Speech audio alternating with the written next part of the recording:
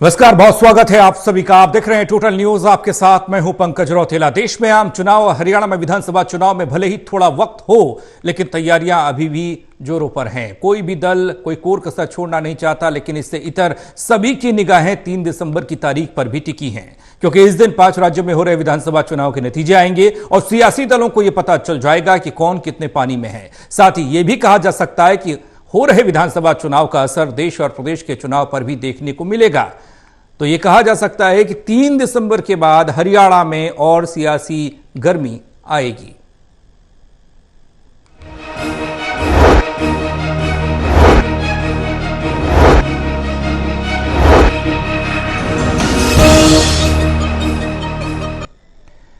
आने वाली सियासी गर्मी को लेकर आज चर्चा करेंगे। चर्चा में हमारे साथ मौजूद हैं Devendra Kathuria, associate editor Panipat, doctor Mahesh Kumar, associate editor Hisar, Virendra Soni ji, वरिष्ठ पत्रकार। पहले खबर फिर चर्चा।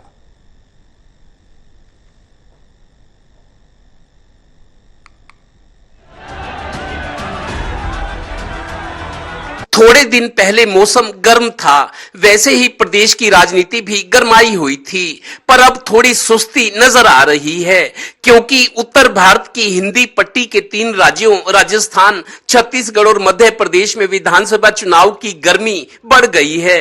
प्रदेश बीजेपी और कांग्रेस के कई योद्धा इन राज्यों में अपने जोर दिखाने गए हुए हैं। कांग्रेस और बीजेपी में 3 बड़े राज्यों में आमने सामने का मुकाबला है। जाहिर है हरियाणा में भी आम लोग हों या सियासतदान, अब सभी को नतीजे आने के लिए 3 दिसंबर का बेसब्री से इंतजार है। लीजिए अब आपको मध्य प्रदेश और राजस्थान में शीर्ष पर पहुंच चुके चुनाव प्रचार का दृश्य दिखाते हैं। जब भजनलाल हरियाणा में मुख्यमंत्री होते थे तो उनका एक डायलॉग प्रदेश में बहुत पॉपुलर था। वो था, भजनलाल की चक्की भले ही धीमी चले पर पीसती बहुत बारीक है। यही डायलॉग आजकल मध्य प्रदेश में सीएम का चेहरा कमलनाथ बोल रहे हैं। जो आप कर रहे हैं, मैंने अभी कई बातें सुनी, कैसे प्रशासन, पुलिस प्रशासन हो या बाकी प्रशासन हो, कैसे परेशान कर रहे हैं। ये सुन ले कान खोल के, कल के बाद परसों भी आएगा। और क्या हिसाब लेना है आपसे, क्या उनका करना है, आप और मैं तय करेंगे। और ऐसा कोई छूटेगा नहीं, ये सुन लें। 6 दिन और हैं, जो करना है कर लें, पर आगे 5 साल भी काटना पड़ेगा आपको। गौरतलब है कि 3 दिसंबर को जब राजस्थान, मध्य प्रदेश और छत्तीसगढ़ के चुनावी नतीजे आएंगे, उनका असर हरियाणा पर भी पड़ना तय है। बीजेपी या कांग्रेस में जो भी उत्तर भारत के इन 3 बड़े राज्यों में प्लस करके निकलेगा, प्रदेश में यहां भी उस पार्टी और कार्यकर्ताओं का मनोबल बढ़ेगा। और ये भी कि यहां भी पार्टियों के नारे और रणनीति बदलेगी। इसीलिए 3 दिसंबर के बाद हरियाणा में सियासत की गर्मी बढ़ेगी, यानी सर्दी में भी गर्मी का एहसास। Haryana bureau, total news.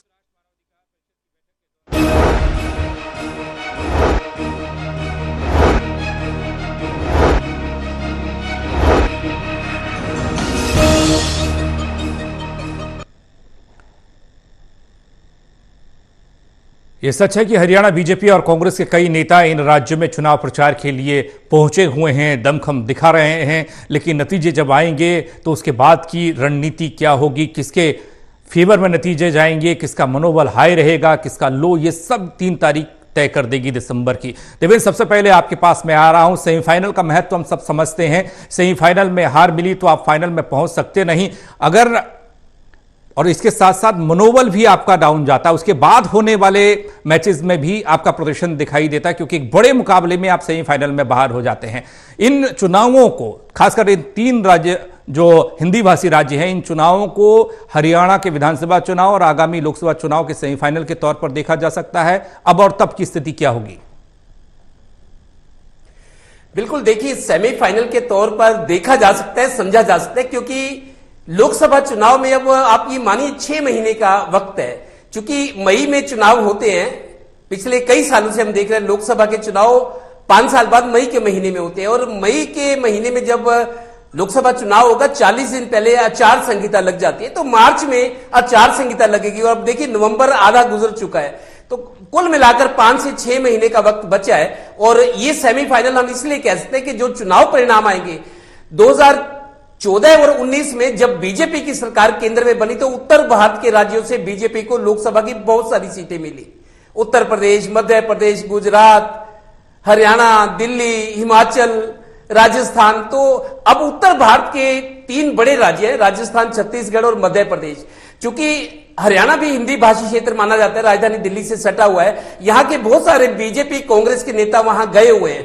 Chhattisgarh में, राजस्थान, मध्य प्रदेश आ जा रहे हैं, कभी किसी की ड्यूटी है, कभी किसी की। वो यहां कर जब मीडिया के लोगों से बात करते हैं, मीडिया में भी खबरें छपती है, दावे किए जा रहे हैं कि कांग्रेस सरकार बना रही है, दावे किए जा रहे हैं कि बीजेपी सरकार बना रही है।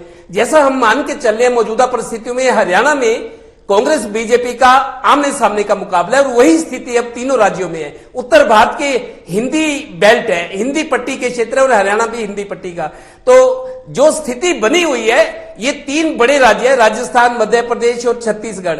यहां जो चुनाव परिणाम आएंगे हिंदी भाषी क्षेत्र हरियाणा पर भी उसका असर पड़ना तय है, क्योंकि यहां के नेताओं को इसलिए बुलाया गया कि ये लोग वहां असर करते हैं और वहां जो नतीजे आएंगे उसका असर हरियाणा पर पड़ेगा।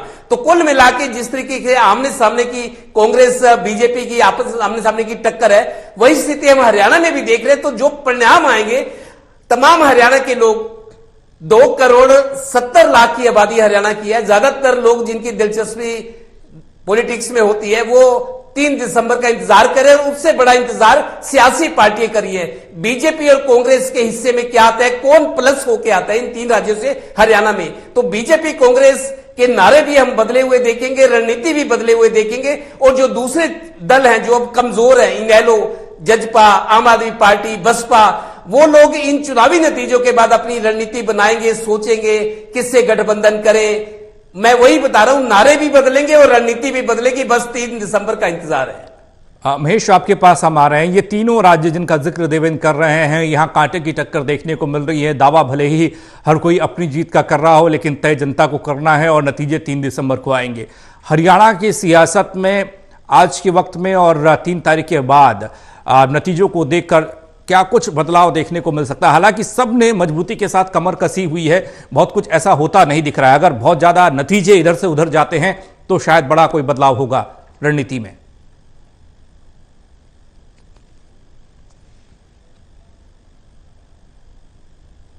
देखिए, 2019 में प्रचंड बहुमत जो भारतीय जनता पार्टी को हासिल हुआ था केंद्र में, उसको लेकर सबसे ज्यादा जो योगदान था वो उत्तरी भारत का था। उत्तरी भारत के योगदान के बिना प्रचंड बहुमत तक मोदी की सरकार नहीं पहुंच सकती थी। तो ऐसे में मैं एक बयान का जिक्र यहां पर दुष्यंत चौटाला के बयान का जिक्र करना चाहूंगा, जो पिछले विधानसभा चुनाव में लगातार दुष्यंत चौटाला वोटर्स के बीच कहते हुए नजर आ रहे थे। दुष्यंत चौटाला दरअसल ये कह रहे थे कि ब्याह अगर खट्टर का है तो फोटो मोदी की क्यों है। यानी हरियाणा की जो सरकार है, हरियाणा के वोटर से भी मनोहर लाल खट्टर का फोटो दिखाने की बजाय नरेंद्र मोदी के नाम पर वोट मांगने का काम किया गया था। अब यहां पर हम इफेक्ट का जिक्र कर रहे हैं, प्रभाव का जिक्र कर रहे हैं। उत्तरी भारत में मोदी का असर कितना है, ये ना सिर्फ हरियाणा बल्कि तमाम देश के अलग अलग भारतीय जनता पार्टी शासित राज्यों में समझा जा सकता है, जहां पर प्रदेश के मुख्यमंत्री के चेहरे से ज्यादा नरेंद्र मोदी के नाम पर भारतीय जनता पार्टी के नेता और कार्यकर्ता वोट मांगने का काम करते हैं। अब अगर राजस्थान का मैं जिक्र करना चाहूंगा, सबसे ज्यादा असर अगर पूरे उत्तरी भारत में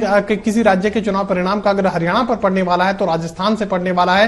काफी सारे ऐसे इलाके जो राजस्थान के बॉर्डर्स के साथ जो है हरियाणा के लगे हुए हैं, काफी लंबा इलाका ऐसा है जो कि राजस्थान के बॉर्डर के साथ हरियाणा का जुड़ा हुआ है। तो ऐसे में जो कनेक्ट है काफी ज्यादा अच्छा है, सीधा असर यहां पर पड़ने वाला है। लेकिन अगर वहां पर जबरदस्त मुकाबला कांग्रेस पार्टी और भारतीय जनता पार्टी का देखने को मिल रहा है और 5 राज्यों के चुनाव परिणामों का जो जिक्र किया जा रहा है, कांग्रेस पार्टी दरअसल जो तमाम रणनीतिकार हैं एक बात बार बार सामने रख रहे हैं, वो कह रहे हैं कि 4 राज्यों को लेकर हम आश्वस्त हैं। मध्य प्रदेश का जिक्र वो कर रहे हैं, छत्तीसगढ़ का जिक्र वो कर रहे हैं। वो कह रहे हैं कि कांग्रेस पार्टी वहां पर जीतने जा रही है। अगर धड़कनें तेज हैं तो राजस्थान को लेकर कांग्रेस पार्टी के रणनीतिकारों की धड़कनें इस वक्त तेज हैं और यही वजह कि ऐन वक्त पर बड़ी जिम्मेदारी भूपेंद्र सिंह हुड्डा को देकर राजस्थान भेजा गया है। राजस्थान का जो भी चुनाव परिणाम सामने आएगा उससे पूरे देश का जनादेश जो है वो अफेक्ट होगा और इन 5 राज्यों का जो चुनाव परिणाम सामने आएगा उससे तय हो पाएगा कि केंद्र में 2024 में नरेंद्र मोदी एक बार फिर से रिपीट कर पाएंगे या नहीं कर पाएंगे। इन 5 राज्यों का चुनाव परिणाम सीधे सीधे मोदी का भविष्य तय करेगा और न सिर्फ मोदी का, हरियाणा में भारतीय जनता पार्टी की सरकार का भविष्य तय करेगा। वीरेंद्र सोनी जी, जिन 3 राज्यों का जिक्र हो रहा है वहां मध्य प्रदेश में बीजेपी, छत्तीसगढ़ में कांग्रेस, राजस्थान में कांग्रेस। राजस्थान में कांटे की टक्कर महेश बता रहे हैं कि आप दो राज्य अलग कर दें तो राजस्थान का सीधा प्रभाव हरियाणा पर पड़ता दिखाई देता है। ऐसे में किस तरह की संभावना सियासी तौर पर की जा सकती है? अगर उलटफेर होता है राजस्थान में तो हरियाणा में क्या देखने को मिलेगा सियासत में? देखिए, राजस्थान में अगर उलटफेर होता है तो उसका लोगों में एक पहले से माना जा रहा है कि वहां जो है सरकार जो है, सत्तारूढ़ जो दल है, उसके खिलाफ एक वातावरण बना हुआ है। तो इसलिए यह अपेक्षा की जाएगी कि हरियाणा में भी ऐसा परिवर्तन हो सकता है। लेकिन भारतीय जनता पार्टी का मनोबल बढ़ा हुआ है, तो निश्चित रूप से अब हम देखें कि जो कांग्रेस के नेता हैं, चाहे भारतीय जनता पार्टी के नेता हैं, वो राजस्थान में भी चुनाव प्रचार में गए हैं, मध्य प्रदेश में भी गए हैं और छत्तीसगढ़ में भी। और छत्तीसगढ़ के जो प्रभारी हैं वो कुमारी शैलजा हैं, और इस तरह रणदीप सिंह सुरजेवाला को मध्य प्रदेश का बनाया गया, और भूपेंद्र सिंह हुड्डा की जो मुख्य भूमिका है वो राजस्थान के अंदर है। उस तरह भारतीय जनता पार्टी के विधायक हैं, सांसद हैं, उनकी भी ड्यूटी लगी हुई है, अपने अपने निर्वाचन क्षेत्रों से हटके वो बाहर हैं, कभी समय से वो चुनाव प्रचार में व्यस्त हैं। तो ये देखा जाए कि हालांकि देखिए, दो लोग जो भारतीय जनता पार्टी के बाबा बालकनाथ हैं, वो हालांकि अलवर से पहले सांसद थे, वो विधानसभा चुनाव लड़ रहे हैं। लोकशक्ति चौधरी जो पिछली बार विधानसभा का चुनाव लड़ी थी, इस बार उनको कामा से, राजस्थान से टिकट दिया गया, विधानसभा का चुनाव लड़ रही है। तो ये देखा जाएगा कि वहां के लोगों की जो वो जनादेश देंगे, उसके परिणाम पर हरियाणा के लोगों की भी नजर है। लेकिन इस तरह का माना जाना चाहिए कि जो वो परिणाम आएंगे, चाहे भारतीय जनता पार्टी के पक्ष में आए तो भारतीय जनता पार्टी अपने ढंग से बनाएगी, और कांग्रेस के पास तो अब जो भी है उसकी गतिविधियां उन चुनाव के बाद और ज्यादा तेज हो जाएंगी। क्योंकि ये जो नेता है, चाहे रणदीप सिंह सुरजेवाला है, कुमारी शैलजा है, ये वहां चुनाव प्रचार में व्यस्त हैं। वहां से चुनाव से फारिग होते ही ये हरियाणा के अंदर अपनी जो गतिविधियां बढ़ाएंगे, अपनी रैलियां करेंगे, तो हरियाणा का माहौल और गर्म हो जाएगा। और वहां लोकसभा चुनाव तो निकट है ही है, सबकी तैयारियां हैं। तो ये माना जाएगा कि क्या जो कांग्रेस के बड़े नेता हैं, चाहे जिनको पिछली बार लोकसभा चुनाव लड़ने के लिए कहा गया था, क्या इस बार भी उन्हें लोकसभा चुनाव लड़ने के लिए कहा जाएगा? जिस तरह से कुमारी शैलजा हैं, भूपेंद्र सिंह हुड्डा है, हाँ दीपेंद्र हुड्डा जो है वो राज्यसभा के सदस्य हैं। अब ये देखने वाली बात है कि दीपेंद्र हुड्डा को जो है लोकसभा चुनाव लड़ने के लिए कहा जाता है, नहीं कहा जाता, हालांकि 2 वर्ष का कार्यकाल है राज्यसभा का। तो इस तरह कई बातें हैं। भारतीय जनता पार्टी से भी ये लोग जो लोकसभा का चुनाव लड़ने की तैयारी में है, कई जो वर्तमान सांसद है वो लोकसभा का चुनाव नहीं लड़ना चाहते, विधानसभा का चुनाव लड़ना चाहते हैं। तो इसलिए इस चुनाव के परिणाम के बाद जो है राज्य की स्थिति बदलेगी, बहुत कुछ बदले जाने वाला है। ये सब लोगों की इस बात पर भी निगाह है। देवेंद्र, अगर अब राजस्थान का असर हरियाणा में होता है, सत्ता विरोधी लहर राजस्थान में है, वहां पर परिवर्तन होगा तो यहां पर भी 10 साल सरकार को हो गए, कहीं ना कहीं आवाजें तो यहां भी उठती रही हैं। क्या इससे इनकार किया जा सकता है? अगर उधर परिवर्तन हुआ तो इधर भी इनकार नहीं कर सकते? देखिए, इन 3 राज्यों, क्योंकि तीनों राज्य हिंदी भाषी क्षेत्र है, उत्तर भारत के राज्य हैं, और इन राज्यों के चुनाव परिणामों को एक तरह से सेमीफाइनल कहा जा रहा है। जिस तरीके से आज क्रिकेट का भी सेमीफाइनल भारत न्यूजीलैंड में चल रहा है, तो ये जो 3 राज्यों के परिणाम आएंगे वो सेमीफाइनल होंगे लोकसभा से पहले। जहां तक प्रभाव पड़ने की बात है, देखिए कांग्रेस की सरकार है, कांग्रेस के लोग यहां जो वापस आ रहे हैं चुनाव प्रचार करके, भी दीपेंद्र हुड्डा आए हुए थे पानीपत कुछ दिन पहले, उनका यह कहना था कि मैं राजस्थान में होकर आया हूं और वहां 25 साल का रिकॉर्ड टूटने वाला है, कांग्रेस पार्टी रिपीट करिए, बड़े आत्मविश्वास से कह रहे थे। और भी जो नेता आ रहे हैं वो कह रहे हैं, क्योंकि वहां कांग्रेस की सरकार है, एंटी इनकम्बेंसी अगर आप मानते हैं, लेकिन फिर हम ये कैसे माने कि वहां कड़ा मुकाबला है। और अगर एंटी इनकम्बेंसी होती तो फिर बीजेपी प्लस में होनी चाहिए, लेकिन कांग्रेस भी पूरी मजबूती से चुनाव लड़ रही है और दावा किए जा रहे कांग्रेस वहां आएगी। हरियाणा की जहां तक स्थिति है, मेरे को लगता है कि यहां जो पार्टी की रणनीति है, लोकसभा चुनाव में ज्यादा से ज्यादा सीटें जीतने की, 10 से 10 सीटें जीतने की एक बार फिर हुंकार भरी जा रही है। लेकिन मेरे को लगता है उस तरह की स्थितियां अब नहीं है। बीजेपी की कोशिश रहेगी कि लोकसभा में अच्छा परफॉर्मेंस दिया जाए, फिर से मोदी जी सरकार बने केंद्र में बीजेपी की, उसके बाद हरियाणा के विधानसभा चुनाव में यहां बीजेपी को आसानी रहेगी। पिछले 2 चुनाव हमने देखे भी है, 14 और 19 वाले, जब प्रधानमंत्री नरेंद्र मोदी बनकर इस पद पर बैठने के बाद, लेने के बाद हरियाणा में आए, तो उन्होंने 2014 में 9 सीटें जितवाई 10 में से, और 2020 के चुनाव में 10 की 10 सीटें। कांग्रेस की एकमात्र सीट जो 14 में दीपेंद्र हुड्डा रोहतक से जीते थे, वो भी बीजेपी जीत गई थी। तो कुल मिलाकर मेरे को लगता है लोकसभा पे ज्यादा जोर है, और लोकसभा के चुनाव परिणामों पे हरियाणा बीजेपी उम्मीद कर रही है कि लोकसभा का अच्छा परफॉर्मेंस जाता है, लोगों का अच्छा रिस्पॉन्स मिलता है, लोग तुलना करते हैं, समझते हैं जिस तरीके से मैं बहुत सारे बीजेपी नेताओं से सुबह हम लोग सैर करते हैं, वो कह रहे जी राम मंदिर, जब 22 जनवरी को राम मंदिर का उद्घाटन होएगा तो पूरे देश की तस्वीर बदल जाएगी। तो किसी ने मजाक में ये कहा कि मैं राम मंदिर और अयोध्या तो जाऊंगा पर बीजेपी को वोट देने के बारे में कंसीडर करूंगा। तो मतलब आज तरह तरह की बातें सुनी जा रही है, तरह तरह के मुद्दे हैं और अपनी अपनी पसंद है। जहां तक बात है प्रभाव की, तो मेरे को लगता है यहां भी कांग्रेस और बीजेपी दोनों मुकाबले में है, बाकी कोई पार्टी कहीं नहीं है। ये चुनावी नतीजे जो आएंगे उसके बाद जो छोटी पार्टियां हैं वो उनका हित कहां है, उनका भविष्य क्या है, वो किसके साथ जुड़ेंगी, किसकी लाठी बनेगी, वो बात की बात है। लेकिन कांग्रेस बीजेपी का भी कड़ा मुकाबला है और कांग्रेस कहीं कमजोर नहीं है और बीजेपी हर हालत में है। सियासी तौर पर कोई कमजोर अपने आप को बता भी नहीं सकता ना, कोई बता भी नहीं सकता। ऐसे मौके पर जब आप अगर थोड़ा बहुत भी कुछ होता है सियासत में, कहते हैं ना कि दूर तलक जाती है वो बात, और अभी चुनाव भी चल रहे हैं, तमाम जगह प्रचार हो रहा है, कुछ चीजें सामने आई बीच बीच में, वो उन चीजों पर पर्दा डालने का काम सियासी दलों ने किया, चाहे बीजेपी हो चाहे फिर कांग्रेस हो हरियाणा में। लेकिन जिस तरीके से आपने कहा पहले 9 सीटें फिर वो 10 हो गई, अब 10 से 11 होने से रहे, लेकिन 10 की 10 को बरकरार रखना कितना मुश्किल और कितना आसान बीजेपी के लिए दिखाई देता है। और कांग्रेस को वापसी करनी है।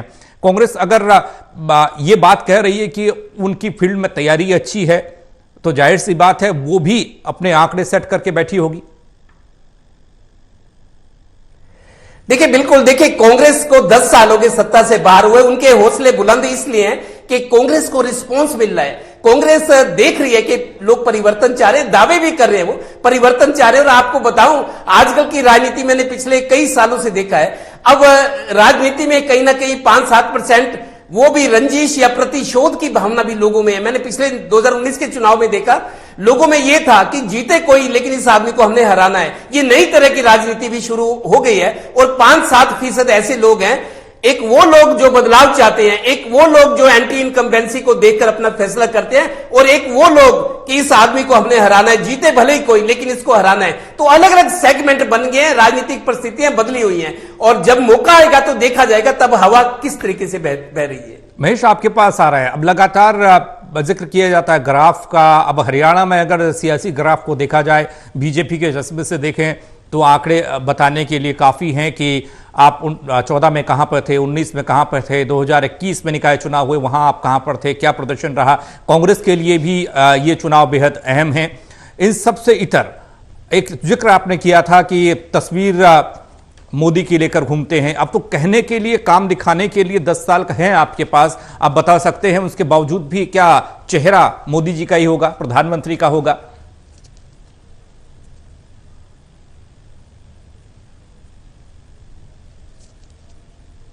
देखिए मैं साफ तौर से बात कह सकता हूं कि पिछला जो चुनाव है, यानी मनोहर वन का मैं जिक्र कर रहा हूं, मनोहर वन में सरकार की तरफ से दावा किया गया था कि ईमानदार सरकार। क्या मनोहर 2 में भारतीय जनता पार्टी के किसी नेता ने, क्या खुद मुख्यमंत्री ने ईमानदार सरकार कहा?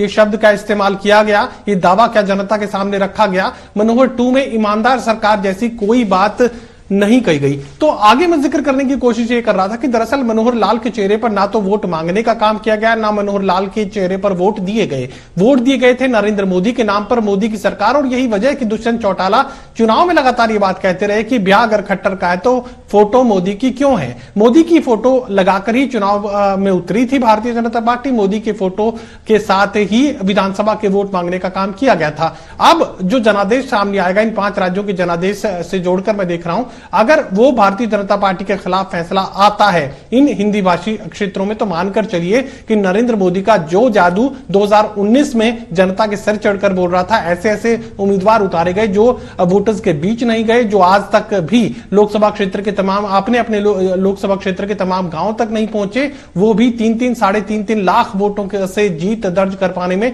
मोदी की फोटो के साथ कामयाब हुए थे। अब परिस्थितियों का जो बदलाव है वो यहां पर देखने को मिल रहा है। मोदी की फोटो का असर कितना इन 5 राज्यों में देखने को मिलेगा और उसके बाद हरियाणा में मोदी की फोटो के साथ कितने वोट हासिल किए जा सकते हैं, ये समझने वाली बात है। भारतीय जनता पार्टी के लिए हर दिन हर घंटे चुनौतियां बढ़ी हैं, क्योंकि भारतीय जनता पार्टी सत्ता में है तो जनता को ज्यादा से ज्यादा सुविधाएं देकर जनता को ज्यादा से ज्यादा खुश कर, चाहे वो चीजें मुफ्त देनी पड़े, चाहे ज्यादा से ज्यादा योजनाओं का लाभ देना पड़े, चाहे उसके लिए पोर्टल व्यवस्था में तमाम जो रिलैक्सेशंस है वो देने पड़े, लेकिन हर वो कोशिश की जाएगी कि भारतीय जनता पार्टी एक बार फिर से सत्ता पर काबिज हो जाए। और लोकसभा चुनाव से ठीक पहले अगर मैं देख पा रहा हूं तो हरियाणा के ज्यादातर शहरों में सड़कों को बिल्कुल नया करने की कोशिश की गई है। चुनाव आचार संहिता लगने से पहले फील गुड जनता को करवाने की कोशिश यहां पर की जा रही है, ताकि जनता मोदी को वोट दे, भारतीय जनता पार्टी के नाम पर लोकसभा में मोदी को एक बार फिर से जनादेश समर्थन का हासिल हो। लेकिन अगर इन 5 राज्यों में खिलाफ मोदी के जनादेश सामने आता है तो यकीनन सीधा असर हरियाणा पर भी पड़ने वाला है। 2024 के लोकसभा चुनाव में मोदी के परफॉर्मेंस पर भी उसका सीधा असर देखने को मिलेगा। वीरेंद्र सोनी जी, ये जो सियासत में शब्द गढ़े गए, जादू, करिश्मा, और हमने ये देखा लोकसभा चुनाव हो चाहे विधानसभा चुनाव हो, कई ऐसे उम्मीदवार जीत गए जिनकी उम्मीद ही नहीं की जा सकती थी, सिर्फ इस वजह से क्योंकि प्रधानमंत्री नरेंद्र मोदी का नाम का इस्तेमाल हुआ, उनकी तस्वीर जिसका जिक्र हो रहा है उनकी तस्वीर थी, तो लोगों ने बटन दबा दिया आंख बंद करके। लेकिन ये जादू कितने दिनों तक चल सकता है, कितने चुनाव तक चल सकता है? क्योंकि एक दौर वो भी था, आप पुराने आदमी हैं, इंदिरा गांधी के दौर में जब इस तरीके से वोट पड़ते थे, लेकिन बदलाव तो वहां पर भी हुआ, लोगों की मानसिकता बदली। देखिए, कई आकर्षक नारे और आकर्षक व्यक्तित्व, इनसे मतदाता प्रभावित हो जाते हैं और इसलिए निश्चित रूप से मोदी के नाम पर ही लोकसभा चुनाव लड़ा जाएगा, क्योंकि उनकी उपलब्धियों को ही गिनाया जाएगा, वही चेहरा होंगे। लेकिन विधानसभा में चुनाव के अंदर स्थिति जो उल्ट होगी, कुछ गुजरात मॉडल की चर्चा करते हैं, कई तरह की वापस केंद्र सरकार की नीतियों की चर्चा करते हैं। जब हम गुजरात मॉडल की चर्चा करते हैं तो जब उसके संदर्भ में हरियाणा को देखते हैं, देखिए गुजरात के अंदर जो भी वहां के पूर्व विधायक हैं या वर्तमान विधायक हैं, उनको पेंशन देने का प्रावधान है ही नहीं। जबकि हरियाणा के अंदर जो है, जो वर्तमान विधायक हैं, जो पूर्व विधायक हैं, उनको पेंशन दी जा रही है, और जो 5 बार जिनका कार्यकाल है उनको 5 बार की पेंशन दी जा रही है। और हालांकि पंजाब ने ऐसा किया है, कितनी भी का कार्यकाल रहा हो पेंशन एक ही दी जाएगी। और हालांकि जो निर्मल सिंह है उन्होंने भी एक बार पेंशन लेने की अपनी घोषणा की है, उस पर अमल भी कर रहे हैं। लेकिन हरियाणा में ऐसा नहीं है, क्योंकि हरियाणा में इस दिशा में काम करने की आवश्यकता है। क्योंकि मुख्यमंत्री इस संबंध में फैसला क्यों नहीं कर पा रहे, उनकी क्या विवशता है, ये तो वही जानते हैं। क्योंकि जो व्यक्ति जितने कार्यकाल कर रहा है उतनी बार की पेंशन ले, वो सरकारी खजाने पर बोझ पड़े, इस तरह का ये बात जो है एक मतदाताओं पर इस बात का प्रभाव पड़ता है। और दूसरा, एक आप हरियाणा के मंत्री हैं, मुख्यमंत्री भी, मुख्यमंत्री, मंत्री और विपक्ष का नेता और स्पीकर और डिप्टी स्पीकर, 14 जो है ये मंत्री और मुख्यमंत्री हैं, 2 स्पीकर, डिप्टी स्पीकर और एक विपक्ष का नेता चौधरी भूपेंद्र सिंह हुड्डा।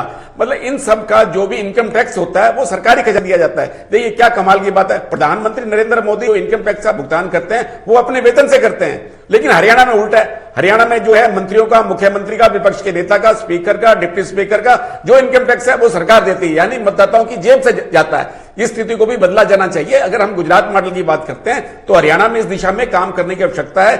अगर ये स्थिति को हम नहीं बदलते तो लोगों में एक गलत संदेश जाता है। पेंशन के बारे में पंजाब ने पहल की है, हरियाणा को भी उस दिशा में देखा जाना चाहिए। गुजरात में तो है ही नहीं, गुजरात में पेंशन देने का प्रावधान ही नहीं है। तो इस तरह हरियाणा में भी अगर गुजरात मॉडल को लागू करने की बात की जाती है तो इस दिशा में काम करने की आवश्यकता है। और यह देखा जाए कि जो चुनाव होगा, लोकसभा का चुनाव निश्चित रूप से मोदी के चेहरे पर ही होगा, उसमें मनोहर लाल चेहरा नहीं होंगे। जब विधानसभा का चुनाव होगा तो उसमें निश्चित रूप से मनोहर लाल ही चेहरा होंगे।